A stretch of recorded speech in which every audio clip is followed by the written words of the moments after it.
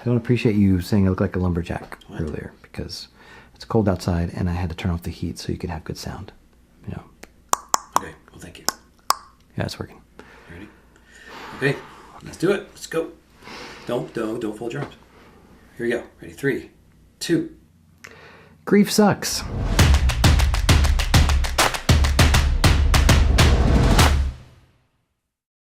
There's a lot of chatter online when we witness a national tragedy that surrounds a hot-button political topic like terrorism or mass shootings.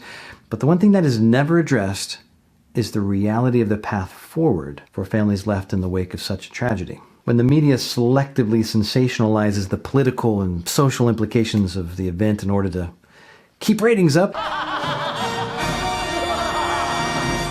they're failing to use their huge platform to offer news that would actually benefit millions, and that is teaching us how to deal with and heal from tragedy. When I walked into my grief counselor's office days after my wife was suddenly and tragically taken from us, I remember I walked in there and I slammed my hand down on the table and I said, "Get me through this as fast as you can." And I had 2 young kids I'd had to take care of. I didn't have time to get caught up in this whole grief thing. Snap out of it! I'll never forget. He leaned back in his chair and he smiled. "What are you smiling about?" He said, "I can't make it go faster, but I can show you how not to drag it out longer than it needs to be." I followed his advice to the letter and have never been more grateful. And it is that advice I give to you right now. The 4 steps to overcoming grief. Step 4, keep a private journal. The best way to empty out your mind and heart to allow you to just to even think clearly is to open up a journal and write what you're feeling and thinking. Just pure stream of consciousness. It doesn't have to make sense. It doesn't have to be censored. It just needs to come out. A friend of mine who lost her teenage son to suicide was actually encouraged by her therapist to publish her journal. Yeah, like publish it so the whole world could read her journal. And the reason why she encouraged her to do that was because it's not like a retelling of one's experience like this is. And it's also not a clinical approach to grief like every other book on the subject. It's an actual real-time account of her journal. You are experiencing the grief when it hits her, each stage as it hits her, how she deals with it well or doesn't deal with it well. Because of this, it has been one of the most helpful tools for those going through the process themselves. The title of the book is Searching for the New Normal by Rexanne Williams. Depending on what platform you're watching this on, there should be a link in the description. But just think about this though. I mean, as tragic as your experience is, just like my friend Rexanne, you'll be able to rise again with the empathy and wisdom to be able to support those who will go through the exact same thing. Step 3, when you feel angry at God, tell him. But I'm confused. I'm mad. I love you, Lord. I love you. But I'm mad at you. I am mad at you.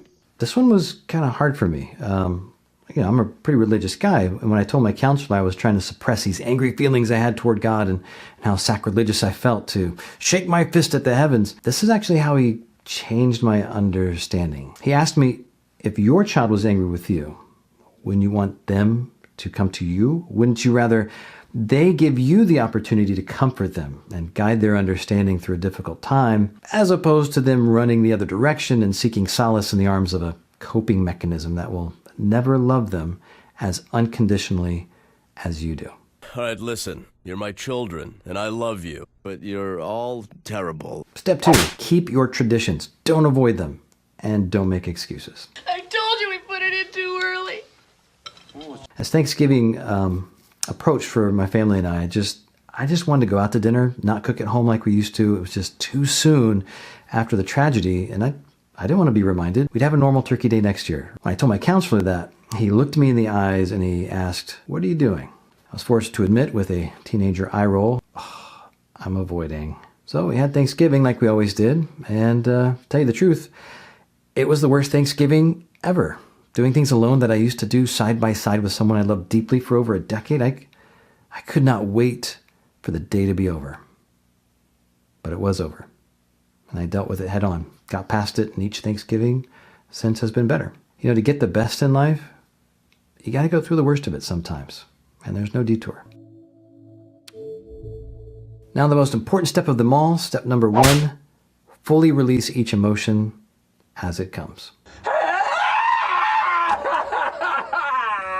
When that tidal wave of emotion hits, you just let it out. When an emotion needs to be released, it doesn't care where you are. Now, of course, you can't just curl up in the fetal position in the middle of the produce section, but this is what I did. When I felt that wave coming, I just took a moment to promise myself I would let it out later that night. And it's important that you keep that promise. If I was at home with the kids or friends were over and a wave would just boom, hit me, I would duck into the bathroom real quick and cry really hard and silent into a towel, just enough to keep my head afloat until the next hit. When a wave of anger would hit, I just made sure to take it out on a pillow instead of a bathroom door, because there it is. Since we humans are all about pain avoidance, no touchy, no touch. It seems counterintuitive to embrace all these horrible emotions that we so desperately don't want to feel, when in reality it's the only way to heal and come out a stronger, more balanced person. So ring out every painful wave of emotion that comes, even if it brings you to the floor. And as you fully release, these tidal waves of devastation eventually become just gentle ripples of sweet sadness, and even cherished memories. Unfortunately, the death of a mom, a dad, brother, sister happens to over 2.5 million children in our country. But there is hope. There is hope for these kids to come out on top with the help of an organization called Comfort Zone Camp. It's actually a bereavement camp for kids that teaches them coping skills, surrounds them in a loving, healing, accepting environment with kids that, just like them, going through the same thing. My kids would not be the same today without Comfort Zone Camp. Because of the financial burden that tragedies like these can bring, the camps, the support groups, and even travel scholarships are free to the child. So if you can, please donate. And if you know a child who is suffering, please refer them to Comfort Zone Camp.